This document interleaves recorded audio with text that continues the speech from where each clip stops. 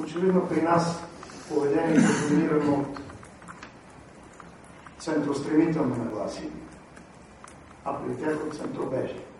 Второ, ние, случайно или съзнателно, винаги сме отдавали изключително значение на преговарянето и затова с коалиционния партньор в преговаряне отдавна, още преди да изляза във всички случаи тяхната партийна регистрация, докато на други места преговарянето се разбира като договаряне.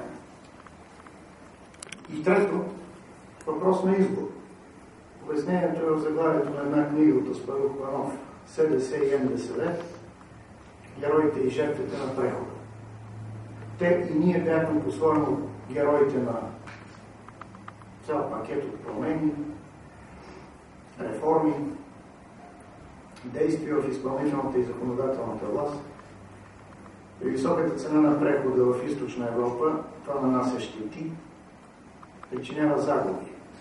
Но след тези щети и загуби, очевидно в СДС няма мечта по това да избереш и да изиграеш нова роля на положителен герой и примиряване с унаследената роля на жертва. При нас е обратно. Има силно желание, очевидно желание да изиграем нова роля на герой или роля на нови положителни герои в новата ситуация. Мисля, че това е споделено, затова си подадохме ръка.